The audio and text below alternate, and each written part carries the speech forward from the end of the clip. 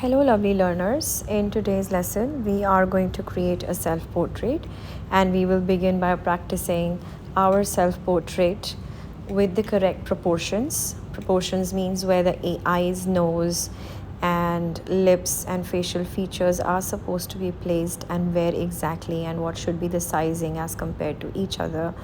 So, we are going to start with drawing an oval, like an egg shape, inverted oval, and then we are going to add the neck and the shoulders.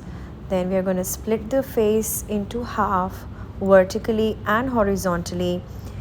In the second half of the face, we are going to draw the line dividing the face into further half, and then the eyes will be right in the middle of the face.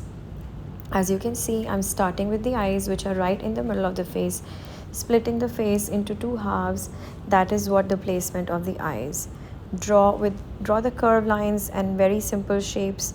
Eyeballs are never fully visible in most cases, so you can follow that. The lines that I'm drawing right now are the eyelids, and I'm also making the bushy eyebrows. Eyebrows are never the straight lines, so you may always try to look at and observe or notice eyebrows of the person sitting next to you, or your own eyebrows in the mirror, and you will notice how you can do the eyebrows like this. Okay, making mistakes is part of the learning journey, but we will always make sure that we draw super duper light, drawing big, covering most of the space on our paper, and do not add any details unless and until your overall shape has been achieved and it's big enough and it's light.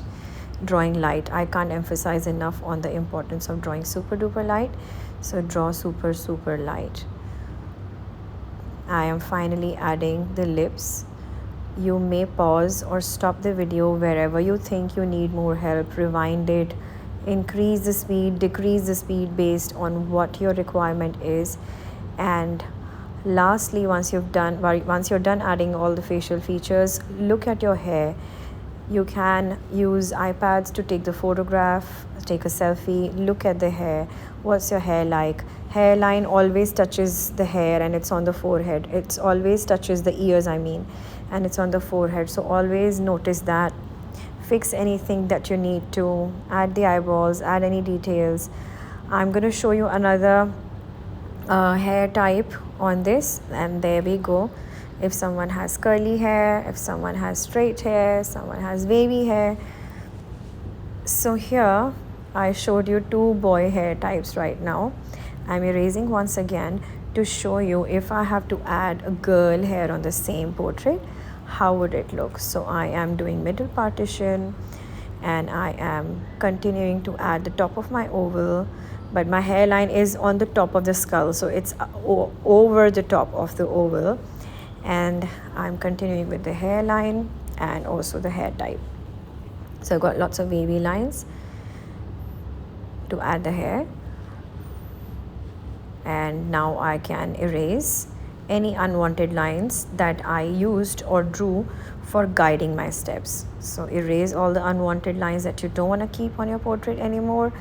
Add any details and finishing touches that you want to, and we are done.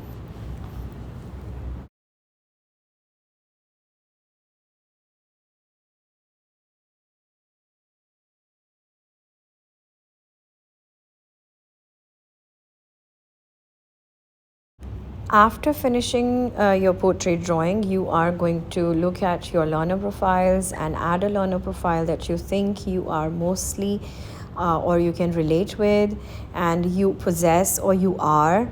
So you are going to use a learner profile and add a speech bubble around it. First do the writing and then add the speech bubble. Then grab your ruler and create a Piet Mondrian inspired background. I'm using a ruler to make the grids or the boxes using only vertical or horizontal lines. I am not using diagonal lines. So please make sure that you are not using diagonal lines because we are taking inspiration from the artist Piet Mondrian. As soon as you're done adding the lines, you are going to further divide and just observe or notice if in case you want to make any boxes smaller or add any further lines. reflect on your work, evaluate your work, and just check if there are any changes that you need to add or anything that you need to remove. And all the best. It's your turn now to draw that. Remember to sketch lightly and remember to draw big, covering entire space on your paper.